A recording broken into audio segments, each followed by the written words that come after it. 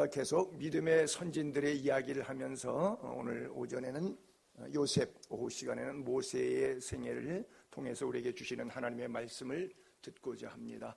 요셉이라고 하는 이름의 뜻은 플러스, 더하다라고 하는 뜻입니다. 아시다시피 야곱의 아들인데 야곱에게는 부인이 넷이 있었고요. 특별히 사랑했던 아내가 라헬이었죠. 라헬이 애를 쭉 못 낳죠. 언니 레아는 애를 그냥 줄줄이 낳는데 6남매나 쭉쭉 낳는데 7남매죠. 낳는데 아이를 못 낳으니까 빌하를 통해서 자기 여종을 통해서도 아이를 받아내지만 정작 자기에게 없어서 하나님께 울고불고 기도했는데 하나님께 특별히 은혜를 베풀어 주셔서 생명을 주셨어요. 근데 아이를 낳으니까 얼마나 행복했을까요? 근데 욕심이 하나 더 생겼어요. 하나님 하나만 주지 마시고 또 주세요. 그래서 애를 요셉을 낳는데 이름을 또 주세요라고 지었어요. 그래서 요셉이란 뜻은 플러스, 더한다. 그래서 창세기에 보게 되면 그가 아이를 출산할 때 배경에 하나님께서 나에게 다른 아들을 더하시기를 원하나이다 이렇게 써 있어요. 그래서 요셉이라고 하는 뜻은 한국말로 그냥 쉽게 더함, 플러스. 근데 실제 요셉을 낳고 하나님께서 그 기도를 들으셨어요. 그래서 베냐민을 낳았어요. 근데 우리는 인간만사 세홍지마라 그러잖아요. 하나님이 은혜 주시면 사람들이 끝까지 겸손해야 되는데 그렇게 되기가 어려워요. 뭐 좀 있으면 제가 그러죠. 숨만 쉬면 죄 짓는다고. 하나님이 목숨을 이렇게 목에다 갖다가 손대면 나중에 그러고 주야 살려달라 그러고 하나님 좀 숨통 열어주면 또 죄 짓고 지잘난 맛에 사는 것이 인간이거든요. 이 라헬의 생애의 모습도 그래요. 정말 애절하게 기도해서 요셉 주니까 하나님 하나만 더 주세요. 이래갖고 베냐민을 주는데 베냐민을 낳다가 생리 과다 출혈로 죽지요. 그런데 그 사건이 있기 1년 전에 아버지 집에서 라반 집에서 나올 때 야곱과 함께 식구가 다 나오잖아요. 뭐 갖고 나오죠? 아버지 라반의 드라빔, 우상, 가정 수호신, 점칠 때 그거 놓고 엎었다 뒤엎었다 하고 꼽았다 빼봤다 쓰는 그런 가정 수호신이 바로 드라빔이었는데 중동 지역에는 모든 가정에 다 있어요. 근데 그것이 중동에 그 누드라고 하는 그 문서에 그런 글들이 있는데 뭐냐면 그 아버지가 갖고 있던 드라빔을 가지고 있으면 그것이 그 자녀에게 복이 임한다. 그러니까 아버지의 전 재산의 장자권이 넘어온다. 그 뜻이니까 아마 이 딸이 아버지 걸 훔쳐서 사위되는 자기 남편에게 아마 아버지의 부를 어떤 가정의 영적인 분위기를 전수해주고 싶었는지 모르겠어요. 어쨌든 남편을 사랑해서 그랬는지 모르겠는데 하나님이 원치 않게 그 우상을 자기가 말 완장 밑에 깔고 앉아서 아버지 수색작전할 때 아버지 내가 생리가 나서 일어나지 못하고 그냥 앉아서 인사하니까 용서해 주세요. 그래서 발각이 되지 않았잖아요. 그때 제 생각은 그래요. 그때 발각돼서 한번 야단 맞고 끝났어야 돼요. 근데 발각이 안 됐잖아요. 근데 그 핑계가 뭐였어요? 내가 생리 핑계를 댔잖아요. 그러니까 생리 과다 출혈로 죽잖아요. 이것을 꼭 거기에다가 해석을 갖다가 연결하는 손용삼 목사 주석에는 좀 무리함이 있지 않겠는가라고 하는 생각을 하실 분이 계실런지 모르겠는데 저는 모든 것은 하나님의 손에 있지 우연은 없다라고 봅니다. 그렇기 때문에 전쟁도 여호와의 손길 일하심 속에 있고 또 전염병도 연병, 역병, 폐병 모든 병들은 하나님의 손길 속에서 하나님의 일하심 속에 있다. 저는 개인적으로 그런 신학 사조를 좀 가지고 있습니다. 어쨌든 라헬이 그렇게 해서 기도 응답은 받았는데 요셉을 통해서 베냐민까지 얻었는데 베냐민을 낳다가 자기의 거짓된 삶을 하나님께서 진노하시는 심판을 받게 되죠. 그래서 애를 낳을 때 너무 슬퍼서 내가 얘 때문에 죽는다 그래갖고 애 이름을 이렇게 줬어요. 베노니 그랬어요. 슬픔의 아들이란 뜻이에요. 너무 슬프다. 너무 힘들다. 애 이름을 베논이라고 줬어요. 처음에 요셉이라고 질 땐 좋잖아요. 그 더함, 은혜가 더하고 말씀이 더하고 새로운 생명이 더하고 참 좋잖아요. 근데 두 번째는 그 더함의 축복을 잘 활용하지 못하니까 결국 그것은 고통이고 슬픔이 되었잖아요. 그래서 베논이라 그랬는데 아버지 야곱이 노 죽은 다음에 장례식 끝내놓고 베논이라고 부르면 안 돼. 그래서 베냐민이라고 이름을 바꾸어 주었죠. 자, 어쨌든 오늘 요셉의 생애가 우리에게 주시는 위대한 메시지들이 참 많이 있는데, 요셉이라고 하는 이름처럼 2020 이 해를 통해서 여러분들의 기도가 하나님 앞에 더해지는 역사가 있기를 바랍니다. 물질을 더하든 건강을 더하든 영적인 믿음을 더하든 하나님께 구하는 것마다 플러스 알파의 은혜를 하나님이 여러분들의 생애 가운데 허락해 주시기를 축복합니다. 자, 본문의 22절에 오늘 한 절밖에 없으니까 올려보면 우리 다 같이 한 번 더 합독해 볼까요? 시작. 믿음으로 요셉은 임종시에 이스라엘 자손들이 떠날 것을 말하고 또 자기 뼈를 위하여 명하였으니. 자, 두 가지. 이스라엘 자손들이 떠날 것을 말했다.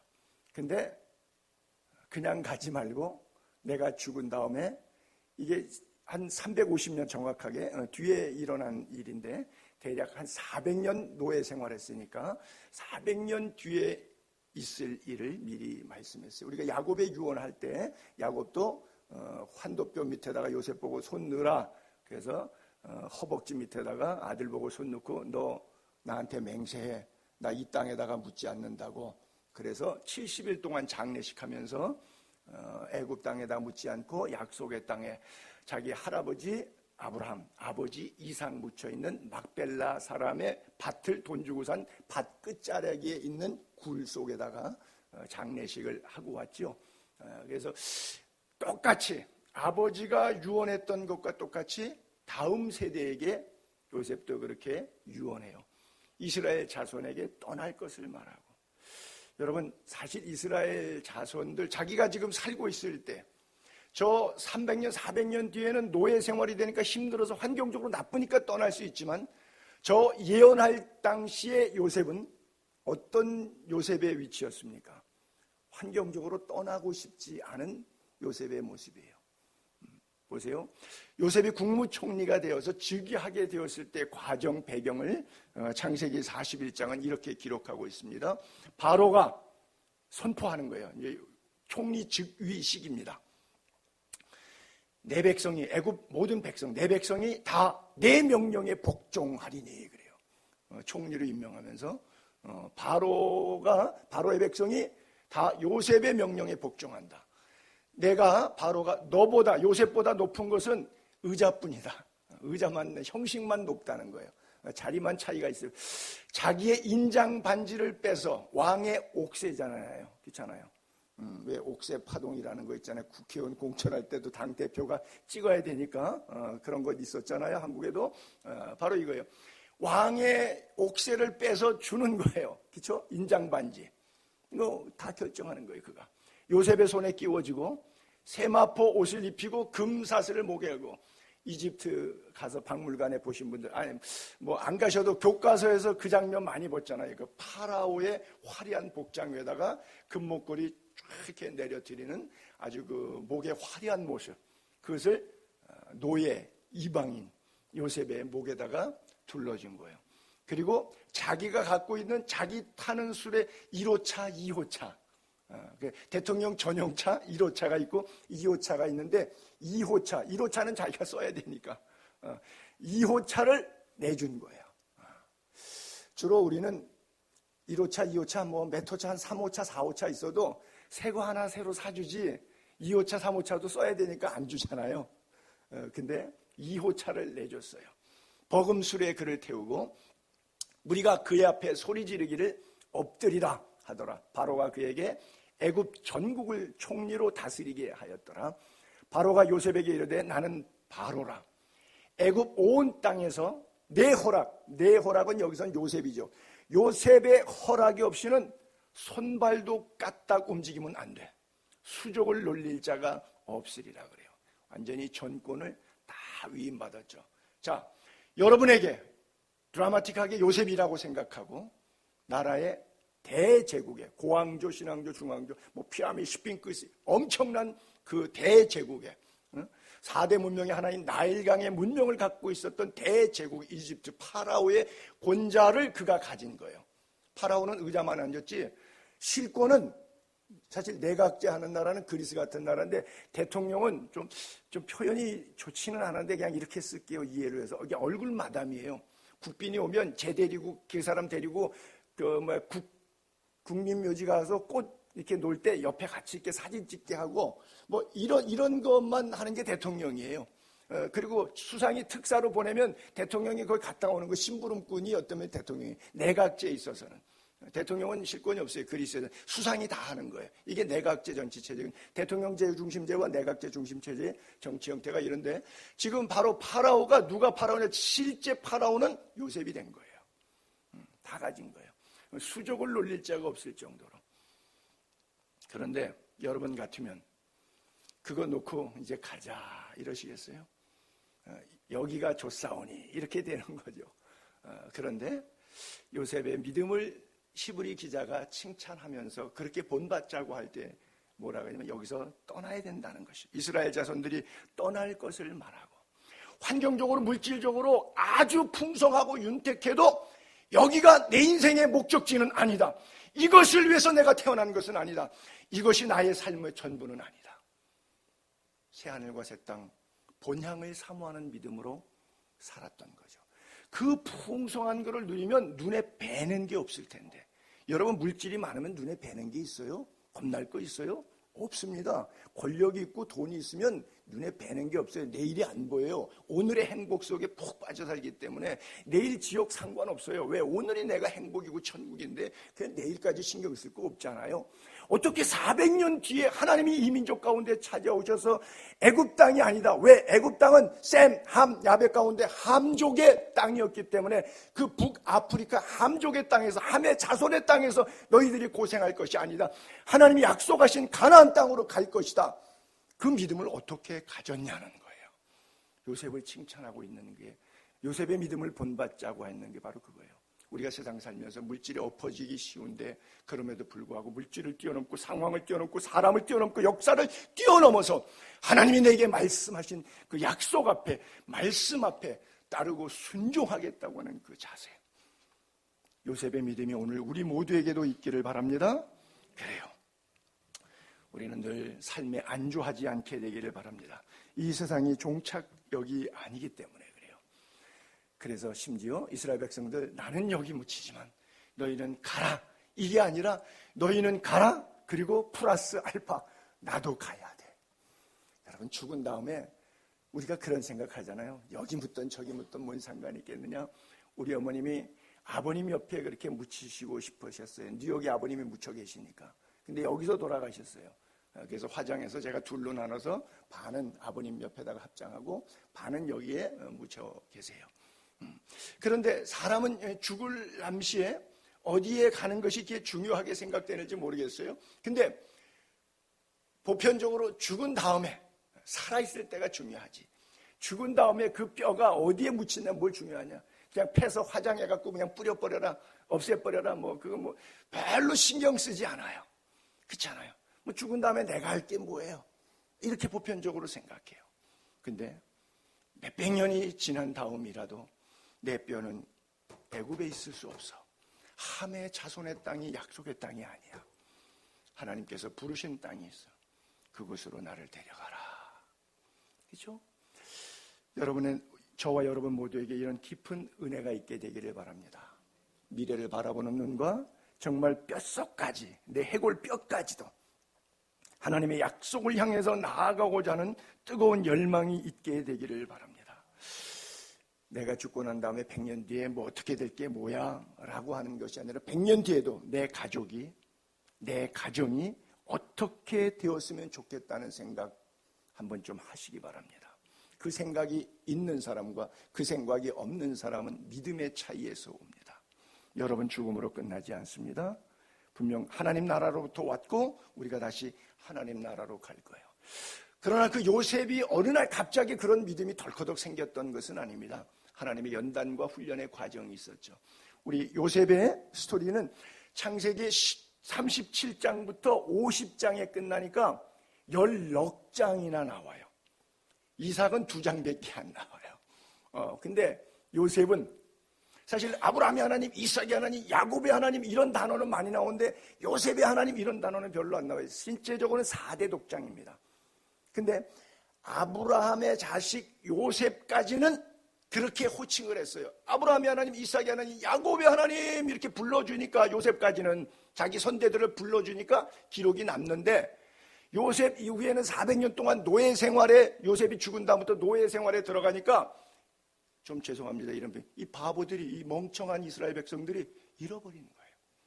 전통성, 하나님의 역사성 잃어버린 거예요. 그러니까 호칭을 안 해. 아브라함의 하나님, 이삭의 하나님, 야곱의 하나님, 그 다음에 요셉의 하나님까지 했어야 되는데 이 친구들이 그걸 잃어버리고 사는 거예요. 400년 동안. 여러분, 역사의식에 있게 되기를 바랍니다. 나라도 역사 전통성이 필요하고요. 가정에도 역사 전통성이 필요해요. 그래서 여러분들이 믿음의 가문 만들어내시기 바랍니다. 여러분, 명문 가정, 노블리스 오블레제 이런 표현들도 쓰는데 뭐가 명문 가정이냐? 믿음이 있는 가정이 명문 가정이에요. 유수한 대학 나오고 재벌 그룹이고요. 명문 가정에 사돈 맺고 그래서 명문 가정이다. No. 그거 다 쓸데없는 겁니다. 쓸데있다는 것은 먹고 배부르고 여행 다니는데 조금 편하고 퍼스트 클래스 타는 정도 외에는 아무것도 아니에요. 정말 믿음의 명문 가정이라고 하는 것은 믿음이 있느냐 없느냐. 여러분 가정에 이 믿음이 있게 되기를 바랍니다. 하나님이 이것은 훈련을 통해서 만들어 주셨는데 요셉의 족보, 야곱의 족보에 대한 이야기가 이렇게 써 있죠. 요셉이 17세 소년 시절에 형들과 함께 양치기 목동할 때죠. 그들의 잘못을 형들이 잘못하면 아버지한테 뽀르륵 와서 아무개 형이 어떻게 했대요, 양 잡아먹었대요, 이러고서는 고자질을 하는 거예요. 형들이 안 이뻐하죠. 요셉은 노년에 얻은 아들이므로 야곱이 요셉을 낳을 때 91세였었습니다. 91세에 낳았어요. 그러니까 귀한 자식이긴 귀한 자식이죠. 노년에 얻은 아들이므로 이스라엘이, 여기 이스라엘의 이름이 개명됐으니까 야곱이죠. 이스라엘이 여러 아들들보다 그를 더 사랑함으로 그를 위하여 채색옷을 지었더니 그의 형들이 아버지가 형들보다 그를 더 사랑함을 보고 그를 미워하여 그에게 편안하게 말할 수 없었더라. 얘한테 얘기하면 뽀로록 가서 고자질하니까 얘한테는 말 안 하는 게 좋다. 이렇게 되면 왕따 현상이 오는 거죠. 근데 자기는 왕따를 당했는데도 그것도 모르고 그냥 아버지 사랑 때문에 형들하고의 인간관계를 형제지간의 인간관계를 잘 못했어요. 저는 저 구절을 읽으면서 제 자신을 많이 돌아봐요. 편안하게 말할 수 없었더라. 갑자기 이 구절을 읽다가 교인들이 손영삼 목사를 편안하게 대하면 내가 목회를 잘 하고 있는 거고 나에게 말 못해. 굉장히 불편해. 우리 목사님 어려워. 그 이유는 내가 목회를 잘 못하고 있기 때문이에요. 용서해 주세요. 이제는 조금 함부로 대해 주세요. 여러분 인생 살면서 그런 고민도 좀 해보세요. 내가 어렵든 기쁜 일이 있든 누구하고도 가서 터놓고 편안하게 이야기할 수 있는 인간들이 있으면 인생 제대로 잘 살고 계신 겁니다. 근데 고민이 있는데 또 즐거움이 있는데 이거를 누구와 편안하게 얘기할 사람이 지구상에 없어. 가족 형제지간에도 또 친구지간에도 사업 파트너지간에도 얘기하면 잘난 척한다 그럴까봐 또 어려운 얘기하게 되면 고급 쌤통이다 그럴까봐 내가 마음이 편안하게 상대하고 얘기할 대상이 없어. 거울 보니까 그 속에 들어있더라고요. 이거 인생 잘못 사는 거 아닌가 좀 고민해 볼 필요가 있어요. 그래서 우리도 서로에게 편안한 존재가 돼야 되는데 이 철딱서니가 없어갖고 지잘난 맛에 채색 옷 입고 아버지 사랑 받는다는 백그라운드 권력 의지하고 이러고 상당히 사람들을 인간관계를 불편하게 만들어 놓은 거예요. 거기다가 또 요셉이 꿈을 꿨으면 하나님이 주신 꿈은 이루어질 때까지 간직하는 게 좋습니다. 여러분들에게도 제가 중요한 메시지 드리는 거예요. 개인적으로 기도하다가 하나님이 허락되는 꿈이 있을 수 있어요. 근데 그 꿈은 꿈이지 현실이 아니잖아요. 그게 시간이 1년 걸릴 수 있고 10년도 걸릴 수 있어요. 이루어진 다음에 간증하세요. 이루어지지도 않은데 내가 이렇게 할 거라고 떠버리면 누가 집어가느냐? 마귀가 집어가요. 그래서 사람 관계 불편하게 만들어놔요. 이 철이 없어서 그래요. 나이 17살 먹었으니까 여러분도 17세 나이 지나봤지만 17세 때 뭔 철이 있었겠어요? 27세가 돼도 37세가 돼도 사실 철 별로 안 나오잖아요. 안 들잖아요. 근데 이걸 갖다가 다 말하는 거예요. 절대 신앙생활 하면서 하나님이 주시는 꿈들은 내 안에 간직하고 꿈이 이루어지기까지 노력하고 애쓰고 기도하고 수고하고 해산의 수고를 다하기를 바랍니다. 괜히 되지도 않은 것 같고 다 된 것처럼 떠벌려갖고 일 그르치거나 주변 사람들로부터 미움받거나 또 혹시 기업 정보라 그러면 정보 새 나가면 안 되잖아요. 그러면 결국은 이익이 아니라 손해가 되잖아요.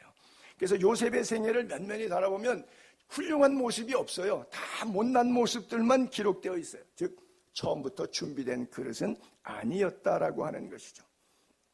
요즘엔 21세기 우리 자녀들이 다 그렇잖아요. 집집마다 애를 하나밖에 안 낳고 많이 낳아야 둘 낳잖아요. 그러니까 집집마다 애들이 뭐예요? 왕자, 공주예요. 그렇죠? 왕자병, 공주병. 그러니까 사회생활을 잘 못해요. 그럼 요즘 자녀애들 군대 가면 막 총기 사고 많이 나고 뭐 고문관처럼 아주 그냥 이렇게 돌려놓는 경우들이 많잖아요. 왜? 집에서는 자기가 왕이거든요. 뭐 부모 사랑을 듬뿍 받아서 애 한둘밖에 없으니까 부모가 뭐 자기는 고생하고 힘들어도 애한테는 이 고생을 안 주고 싶어서 모든 걸 편안하게 다 제공해 주니까 애가 스포일킷, 영어에서 스포일은 망했다는 말이에요. 망한 아이가 나온 거예요. 망한 아이. 버릇없는 아이, 망친 아이가 나온 거예요. 스포일 된 거예요. 스포일. 완전히 그냥 카타스트로피, 망한 아이가 나온 거예요. 지금 뭐 저나 여러분들의 자녀들, 뭐 손주들 다 똑같아요. 뭐 그 누구 하나 예외 없어요. 왜? 다 돈으로 길렀고 고생 안 시키려고 애를 써서 해놨더니 다 그래요. 요셉도 똑같은 상황이에요. 그런데 하나님께서 쓰셔야 되니까 이걸 만지신 거예요. 그러니까 고난이 오면 하나님이 나를 사랑하시고 나를 훈련하셔서 높이 세워 쓰시려고 하는 거구나. 우리가 그렇게 이해하면 아주 은혜가 되고 좋아요.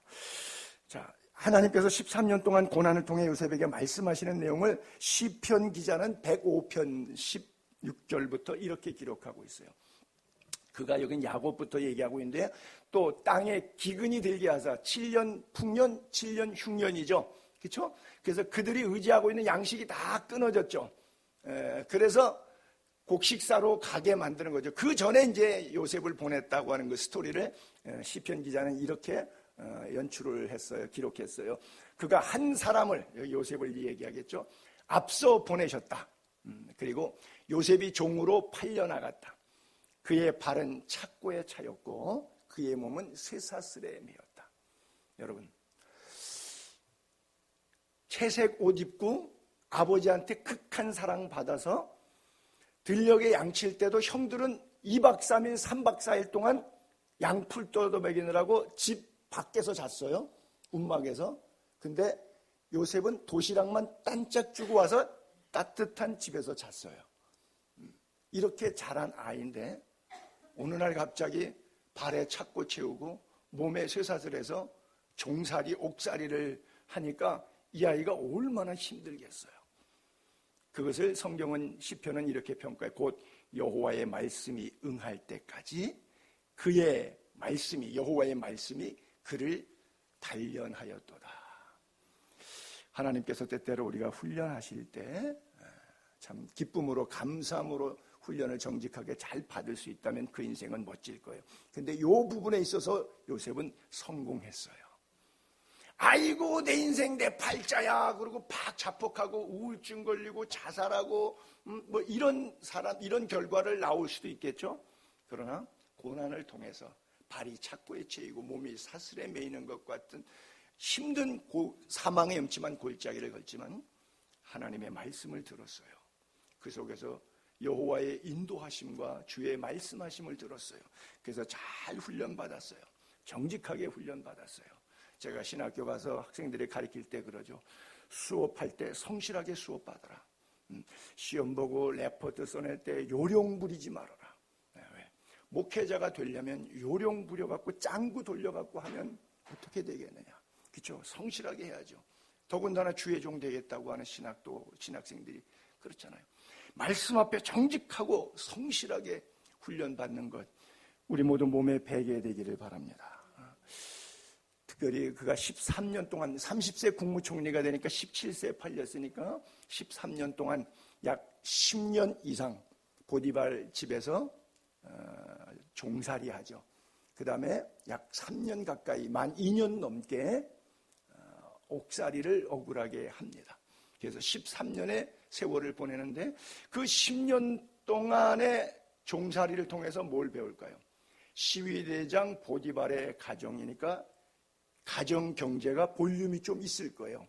품꾼들도 있을 것이고 거기는 지휘 고하도 있을 것이고, 근데 거기 가정 총무를 맡아서 총괄하다 보니까 한 가정을 다스리는 것을 배우게 되었겠죠. 또 3년 동안 궁중옥에 들어가 있었으니까 술반장, 떡반장 스토리가 그 속에 내재되어 있잖아요. 그 뭐예요? 궁중 야사를 배우니까 어떤 왕궁 안에서 일어나는 삼국 사기, 삼국 유사 같은 스토리를 또 그가 배울 수 있었겠죠.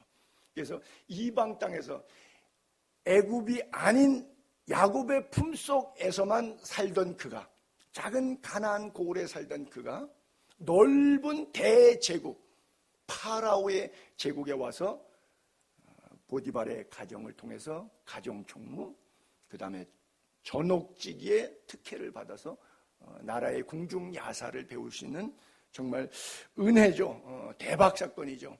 그리고 또 인간관계 초신도 하나 또 더 배우죠. 왜? 보디발의 아내가 흘깃흘깃 눈짓해갖고 나하고 잠자리 같이 하자 그랬는데 도망갔죠. 요즘으로 하면 이게 무슨 사건이에요? 미투 사건입니다. 미투 사건. 미투 사건이 한참 날 때 남자들은 회사에서 여직원들 오면 다 도망간대요.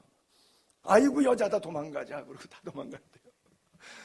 여자가 제일 무서웠대요. 이 훈련은 고된 훈련이었지만 하나님이 동행하셨음을 믿게 되기를 바랍니다.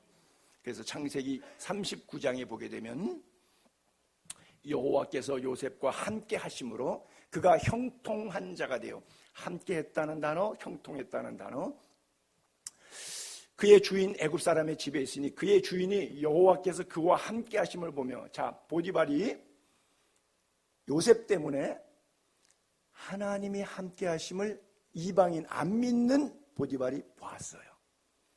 예수 믿는 사람은 어디 가도 표시가 나는 거예요. 악한 쪽에서가 아니라 선한 쪽에서. 그렇잖아요. 그의 주인이 여호와께서 그와 함께 하심을 보며 또 여호와께서 그의 범사에 형통하게 하심을 보았더라. 여러분, 시위대장 보디발 집에 몸종이 한둘이 있었겠습니까? 그 나이가 50인지 60살인지 모르겠지만 그 세월 사는 동안에 시위대장 귀족 출신인데 어렸을 때 귀족 가정에서 태어났을 테고요. 태어났을 때부터 주변에 몸종이시 자랐을 텐데 몸종들이 주인은 대하는 자세에 대해서 한두 번 봤겠습니까? 근데 요셉이 하는 것은 다르게 보였어요. 야, 하나님이 함께하는 사람은 말하고 행동하는 것이 어째 달라도 이렇게 다르냐? 예수 믿는 사람은 사회생활, 직장생활, 학교생활하는 것 달라도 어찌 일이 다른가 보았다 그랬어요. 요셉이 그 주인에게 은혜를 입어 섬김에 그가 요셉을 가정 총무로, 매니저로 다 맡긴 거예요. 자기 소유를 다 그의 손에 위탁했어요. 돌보질 않고 다 그가 요셉에게 자기 집과 그의 모든 소유물을 주관하게 합니다. 자기가 손대지 않고 자기가 돌보지 않고 요셉이 다 돌보고 요셉이 돌보고, 여호와께서 요셉을 위하여 그 애굽 사람의 집에 복을 내리심으로. 왜? 요셉 때문에 재산이 증식되고 가정이 평화롭고 노사관계 질서가 너무 피라미처럼 정연하게 쫙 잡히니까, 아니 요셉 한 사람이 우리 집안에 들어왔는데 완전히 분위기가 달라진 거예요. 평화로다. 하늘 위에서 내려오네. 완전히 복덩이가 내려온 거예요. 보디발이 그러니까 다 맡긴 거예요. 내가 하는 것보다 네가 하는 게 훨씬 낫다. 네가 다 해라. 이렇게 된 거예요. 여호와의 복이 그의 집과 밭에 있는 모든 소유에 미친지라. 얼마나 부지런을 떨었으면 밭에 있는 농작물 소유에까지 하나님의 풍성함이 임했겠어요. 부지런한 거죠. 여러분, 예수 믿는 사람은 부지런하게 사셔야 됩니다. 여러분, 아이고 내 팔자야, 내가 형들 시기 질투 때문에 억울하게 미디안 장사꾼에 와서 남의 집에 몸종 내거나 눈치나 슬금슬금 보면서 시간이나 적당히 때워가면서 이따위로 일해도 아이고 내 팔자야고 탄식스러울 상황인데, 그건 뭐 열심히 24시간 눈꽃 들새 새벽같이 일어나고 밤늦게까지 일하고 전후 좌우를 뛰어다니면서 밭으로 뛰어나가고 집안으로 뛰어나가고 마당 청소하고, 왜 그렇게 열심히 사는 거예요? 열심히 일해봐야 노예에게 월급 줘요? 저 시대 노예 월급 받은 수당이 있어요? 특근 뭐 있어요? 아무것도 없어요. 열심히 하면 자기 몸만 피곤해, 육체만 축나. 뭐하러 이렇게 열심히 하는 거예요? 근데 훈련을 정직하게 받기로 결정한 거예요. 삶을 성실하게 살도록 결정한 거예요. 이것이 요셉이 우리들에게 주시는 그 생애의 메시지예요. 남의 집 살 때뿐만 10년 동안 저렇게 사는 것뿐만 또 3년 동안 감옥 생활은 어떻게 했는가? 또 이어서 39장 다음 절에 보게 되면, 억울하게 누명 쓰고 보디발 안에 강간했다고 하는 제목으로 강간죄로 옥에 갇히죠. 여호와께서 요셉과 함께 하시고, 아까도 함께 했다, 형통하게 하셨다 그랬는데 여기도 함께 했다, 형통했다고 하는 단어가 나와요. 그에게 인자를 더하사 간수장에게 은혜를 받게 하시매, 간수장이 옥중 괴수를 다 요셉의 손에, 아까는 가정총무로 다 소유를 맡겼는데 이제는 죄수를 다 맡겨요. 대단하죠. 재반 사무를 요셉이 처리하고, 들락날락하는 거, 식사 시간 하는 거, 운동 시간 하는 거, 방 관리하는 거, 결국 요셉은 수갑 차고 들어 앉아 있는 게 아니라 밖에서 사무관 노릇하는 거예요. 아주 소장 노릇하는 거예요. 간수장은 그의 손에 맡긴 것을 무엇이든지 살펴보지 않냐. 아까 보디발도 안 돌아봤거든요. 네가 돌아봐라 그러고. 근데 무엇이든지 살펴보지 않아요. 왜? 믿으니까. 그거 안 믿으면 그게 시위대 감옥인데 이게 있을 수 있는 일입니까? 아무리 신실한 놈이라고 해도 맡겨놓고 혹시 딴짓하지 않을까 하고 지휘 감독하고 CCTV 설치해서 봐야 되는 거 아니에요? 신경도 안 쓰고 낮잠 자는 거예요, 간수장이. 얼마나 믿음이 있고 얼마나 신실하게 일해왔으면 아마 아무도 안 하는 죄수들이 아이고 내 팔자야 그러고 툴툴거리고 있을 때 걸레 갖다가 복도를 닦고 열심히 청소하고, 그 얼마나 대소변이 있으니까 들어올 거예요. 음식 먹고 싸대는 데가 거기 아닙니까? 그러니까 그거 깨끗이 청소하고 성실하게 살았어요. 여러분, 억울하게 강간죄에 뒤집어 써갖고 감옥 갔는데 아이고 내 팔자야 하는 상황에 지금 바닥 청소하게 생겼어요? 들어 누워갖고 아이고 내 팔자야고 머리 싸매게 생겼는데 뭐가 좋아서 신나갖고 저러고 사는 거예요, 인생을. 삶이 다르지 않아요. 여호와께서 요셉과 함께 하심이라. 여호와께서 그를 범사에 형통하게 하셨더라. 저는 맨 처음에 이 창세기 39장의 전반부에 그의 가정생활이나 종살이 하는 거나, 그 다음에 후반부의 20절 이후에 옥살이 하는 거나 볼 때 이런 단어들이 마음에 달갑게 오질 않았어요. 어떤 단어들? 요셉과 함께 했다, 여호와께서 범사에 형통하게 하셨다. 여러분, 이게 문법적으로 말이 맞아요? 여러분들에게 적용하세요. 하나님이 여러분과 함께 하셔서 여러분들의 범사를 형통하게 하셔서 억울하게 종살이하게 만들고 억울하게 누명 써서 감옥 가게 만들어서 하나님이 함께 하신 거래요. 하나님이 범사 형통케 하신 결과가 그거래요. 맞죠? 하나님이 함께 하시면 이런 일 오죠? 이게 하나님이 함께 하신 거예요. 여러분, 이게 여러분들의 믿음 생활 남은 생에 잘할 거냐 못할 거냐 여기서 결정나는 거예요. 하나님이 행하시면 무조건 예스하십시오. 항복이 안 돼요. 이해가 안 돼요. 해석이 안 돼요. 설명이 안 돼요. Why me? 왜 나에게? 왜 나에게? Why me? 해석이 안 돼요. 이해가 안 돼요. 그러나 하나님의 행하심 앞에 오늘 24시간을 정직하고 성실하게 살기로 결단한 거예요. 그 훈련의 과정이 비록 길어졌지만 13년이라고 하는 세월에 긴 세월이긴 하지만 결국 그가 30에 총리가 되게 세워주십니다. 어느 날 덜커덕 복 주면 그것이 화가 됩니다. 정치도 못하고 경제도 못할 거예요. 그러나 경제 구조를 알아요. 노예 시대 때 노예와 주인의 상관관계를 알아요. 주종관계를 알아요. 행정정치를 알아요. 궁중야사를 알아요. 모든 것들을 섭렵해서 배울 수 있었던 기회는 모든 고난의 순간에 성실하게 그것을 배웠기 때문에 그래요. 성실하게 대했기 때문에 그래요. 한순간도 고난을 고난으로 이해하지 않고 하나님이 내게 주신 믿음의 길이라고 생각하고 그 길을 힘차게 걸어나갔습니다. 여러분들의 삶에 날마다의 삶이 더 성실하게 되기를 바랍니다. 우리 하나님은 알파와 오메가의 하나님이라고 말씀하셨는데 마태 기자는 마태복음 1장과 마지막 28장에서 예수님의 생애를 이렇게 기록하고 있어요. 1장에 예수님이 태어나요. 처녀가 잉태하여 아들을 낳을 것이다. 그 이름을 임마누엘이라 불러라. 무슨 뜻이냐? 하나님이 우리와 함께 하신다. 예수님 오실 때 나기 전부터 예수님께 대해서 설명합니다. 예수님은 우리와 함께 하시는 분. 그리고 마지막 끝절에 가서 예수께서 나와 말씀하여 이르시되 유언적으로 말씀하시고 이제 부활 승천하시는 겁니다. 하늘과 땅의 모든 권세를 너에게 주겠다. 그러므로 너희는 가서 모든 민족을 제자 삼아. 선교의 부탁이죠. 아버지 아들 성령의 이름으로 세례 베풀고 내가 너에게 분부한 모든 것을 가르쳐 지키게 하라. 볼지어다 내가 세상 끝날까지 너희와 항상 함께 있으리라. 우리와 함께 하신 하나님, 주님이 오시기 전부터 주님이 마지막 가실 때까지 전 생애를 통해서 마태복음의 시작부터 알파부터 끝부분 오메가까지 우리의 전 생애를 통해서 하나님 말씀하십니다. 이 시간도 우리와 함께 계심을 믿으시기를 바랍니다. 어떤 상황 속에서도 여러분 오뚜기 장난감 아시죠? 어렸을 때 애들 보행기 앞에다가 오뚜기 다 나누잖아요. 툭 밀면은 또 넘어졌다가 올래. 그럼 아이가 좋아갖고 까르르 울고 나만 그러고 놀았나? 제 시절에는 보행기가 아마 없었을 겁니다. 그래요.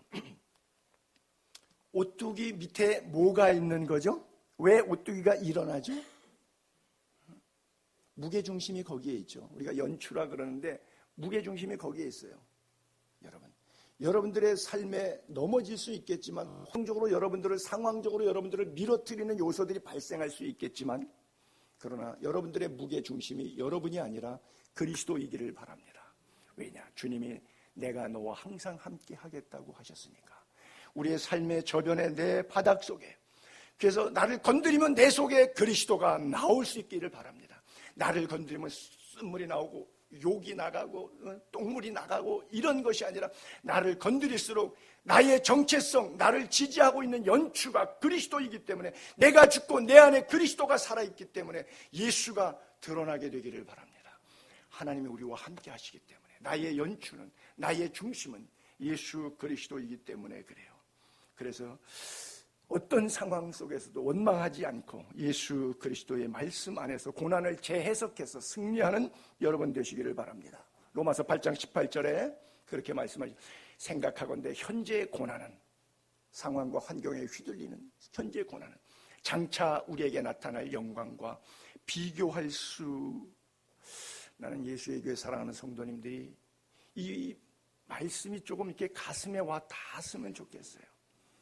성경 구절 한 구절 띄워놓으니까 뭐 저런 구절도 있네 이러고 읽고 지나가는 게 아니라 정말 여러분들의 사생활, 가정생활, 직장생활, 삶의 영역에서 안타까운 기도의 제목들, 현재 고난들이 있다면 그것을 내가 믿음으로 요셉처럼 바꿔낼 수 있다면 하나님이 내게 앞으로 펼쳐주실 그 영광스러운 모습과 비교가 안 된다는 사실이 믿어졌으면 좋겠어요.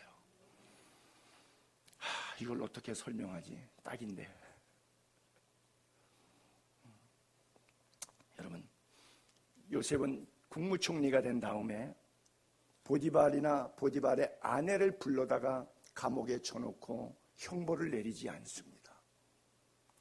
형들이 찾아왔을 때, 곡식 사러 왔을 때 형들에게 능지처참 능멸하지 않습니다. 모든 것들을 용서합니다. 왜 용서한 줄 아십니까? 그들이 한 것이 아니라 13년의 과정 속에 나를 하나님이 쓰시기 위해서, 즉 구원, 생명을 구원하시기 위한 통로와 도구로 저들을 사용하신 것뿐이기 때문에 저들에게 죄가 없다는 거예요. 하나님이 나를 빚어가시는 과정으로 그들을 사용하셨을 뿐이에요. 그리고 원수 갚는 건 하나님의 손에 있으니까 하나님이 해결하실 일이지 내가 하나님의 일까지 월권하지 않겠다는 거예요. 우리는 화나면 그런 기도하죠. 원수를 향해서 하나님 뭐합니까? 저런 것은 물어가지 않고 저런 거는 하나님 좀 혼 좀 나야 됩니다. 제가 이렇게 말할게요. 네가 하나님 혼내냐?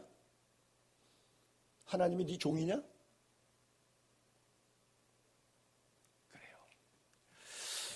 구원의 여정 속에 구원의 시각으로 하나님의 뜻을 섭리를 이해하기 때문에 우리는 아무도 미워하지 않습니다. 모든 고난을 잊고 하나님의 축복만 생각하기로 한 거예요. 창세기 41장 51절에 보게 되면 요셉이 7년 풍년 때, 그러니까 아직 가족과 헤어질 때 흉년부터 가족을 만나게 7년 풍년 시절에 바라오가 부인을 줘가지고 애를 둘을 낳아요. 그 7년 안에. 근데 아들을 낳는데 이름을 므낫세라고 적어요. 저 므낫세를 읽다가 제가 정말 눈물이 팍 쏟아졌어요. 요셉의 13년 고통이 쫙 가슴으로 오지 않습니까? 이제 잊고 싶은 거예요. 그 고난의 세월. 이제 잊고 싶은 거예요. 오죽하면 아들을 낳는데 아들 이름을 잊고 싶다. 내게 내 모든 고난과 내 아버지 온 집의 일을 잊어버리게 하셨다. 그가 13년 동안 받았던 고난, 아버지 온 집에서 형들로부터 받았던 냉대, 이제는 내가 용서하겠다는 거예요. 잊어버리겠다는 것은 용서하겠다고 하는 뜻입니다. 하나님 앞에 결단합니다. 저 순간이 있었기 때문에 형들이를 만났을 때, 그리고 보디발의 아내를 만났을 때 원수 갚지 않을 수 있었던 거예요. 마음속에 깨달은 거예요. 결단한 거예요. 여러분 결단하시기 바랍니다. 용서하기로, 사랑하기로, 잊어버리게 하셨다. 므낫세라. 그리고 두 번째는 땡큐 하는 거예요. 둘째는 아들 낳으니까 이름을 에브라임. 오 하나님, 나를 이렇게 축복하셨군요. 감사합니다. 번성하게 하셨다. 이름을 그렇게 불렀어요. 여러분의 므낫세는 무엇입니까? 여러분의 에브라임은 무엇입니까? 여러분의 므낫세와 여러분의 에브라임을 회복할 수 있게 되기를 바랍니다. 22년 만에 그 형들을 만났을 때 모습을 창세기 45장 5절은 이렇게 써 있어요. 형들이 이제 흉년 2년 차에 와가지고 사실이 드러났기 때문에 죽었다고 생각했어요. 당신들이 이곳에 나를 팔았다고 해서 근심하지 마소서, 한탄하지 마소서. 하나님이 빨간 글자만 있게 하나님이 나를 당신들보다 먼저 보내셨나이다. 빨간 글자만 있었나? 하나님이 나를 당신들보다 먼저 보내셨나니 나를 이리로 보내니는 하나님이시라. 무슨 말이에요? 파란 글자만 있게 생명을 구원하시려고, 생명을 보존하고 당신들 후손을 세상에 두시려고. 그러니까 당신들이 못 나갔고 나를 팔아먹은 게 아니라 하나님의 역사의 수레바퀴 속에 돌아갔던 하나의 사건일 뿐이라고 하는 거예요. 그러니까 나를 두려워할 것도 없고 내가 당신 미워할 것도 없습니다. 모든 것은 하나님의 손에 있습니다. 그리고 십자가 그늘 앞에 다 내려놓는 거예요. 형들도 자기도 예수 그리스도의 십자가 앞에 나아가는 거예요. 우리 모두 십자가 그늘 앞에 나아가게 되기를 바랍니다. 22년 만에, 그리고 고생 땅에 와서 17년을 더 살고 아버지 야곱이 죽고 70일 동안 염하고 장례하고 돌아왔습니다. 이제 형들이 또 걱정이 생겼죠. 창세기 50장을 볼게요. 요셉의 형제들이 그의 아버지가 죽었음을 보고 말하되 요셉이 혹시 우리를 미워하여 우리가 그에게 행한 모든 악을 다 갚지나 아니할까? 아버지 살았을 때는 아버지 마음 상할까 봐 원수 안 갚지만 아버지 죽었으니까 이제는 우리 출초상이다. 요셉에게 말을 전하여 거짓말로 이런 전언을 합니다. 당신의 아버지가 돌아가시기 전에 명령하여 이르기를 이렇게 유언 남기셨습니다. 너희는 이같이 요셉에게 이르라. 내 형들이 내게 악을 행하였을지라도 이제 바라건대 그들의 허물과 죄를 용서하라. 이거 야곱이 안 했어요. 근데 형들이 거짓말하는 거예요. 할 것 같으면 야곱이에요. 야곱이 요셉 불러다가 내 허벅지 밑에 손 넣으라. 그리고 여기서 장례식 하지 말고 나를 가나안 땅에 묻어다오. 별 얘기 다 하고 에브라임 문하세 얻어건 맞고 축복기도 해주고 오랜 시간 17년 동안 할 말 다 했어요. 근데 이 얘기 안 했어요. 왜? 보디발이 요셉을 보니까 보이듯이, 간수장이 요셉을 보니까 보이듯이, 아버지 야곱이 아들 요셉을 보니까 보이는 게 있잖아요. 여러분, 그리스도인의 정체성은 누가 봐도 보이는 거예요. 여러분들이 저를 신뢰하지 못하는 것은 제가 여러분들에게 신뢰받지 못하게 했기 때문이지 여러분들이 저를 신뢰하지 않아서가 아닙니다. 모든 인간관계는 그렇게 되어 있어요. 그 거짓말을 들을 때 당신의 아버지의 하나님의 종들인 우리 죄를 이제 용서하소서 하며 요셉이 그들이 그에게 하는 말을 들을 때 엉엉 울었어요. 왜 울었는 줄 아십니까? 형들이 너무 불쌍해서. 세월을 날짜를 한번 다음 페이지에 올려볼게요. 17살에 가서 30살에 국무총리가 되니까 13년 동안 종살이 옥살이 했어요. 7년 흉년의 세월이에요. 풍년의 세월이었고 2년차 흉년 첫 해 때 왔다 가고 두 번째 베냐민 데로 오라 그래서 2년 차에 만나요. 그리고 고센 땅에 다 오라 그래서 야곱이 17년 살다가 130에 와서 147세 죽어서 장례식 끝났어요. 그러면 요셉을 형들이 팔아먹은 지 39년의 세월이 지났는데 지금 저 얘기하는 거예요. 그러면 형들은 39년 동안 39년 전의 죄를 마음속에 기억하고 있었다. 길티, 죄의식. 요셉이 얼마나 형들이 불쌍한지 눈물이 왈칵 쏟아졌어요. 나는 이미 용서했는데 형들은 아직까지 죄의 노예로 묶여 있구나. 39년 때. 여러분, 이것을 요셉의 눈물로만 이해하지 마시고 여러분 애들에게 나는 이 눈물이 있기를 바랍니다. 안 믿는 내 남편, 안 믿는 내 아내, 안 믿는 내 자식, 안 믿는 내 부모, 그들의 나이 숫자만큼 39년 이상 죄의 노예로 매여 있는데, 지옥 백성인데 구원받지 못했는데 아직도 길티, 죄 속에 살고 있는데 요셉이 눈물이 왈칵 쏟아지는 거예요. 여러분들에게 그 구원의 눈물이 있기를 바랍니다. 생명 사랑의 눈물이 있기를 바랍니다. 그들을 위한 눈물의 기도가 있기를 바랍니다. 그래요. 형들의 이야기를 계속해서 읽어볼게요. 50장 18절에 형들이 또 친히 와서 요셉 앞에 엎드려 이르되 우리는 당신의 종들입니다. 요셉이 그들에게 이르되 두려워하지 마세요. 내가 하나님입니까? 내가 하나님입니까? 너무 멋있잖아요. 이걸 신본주의 신앙이라 그래요. 인본주의로 실천.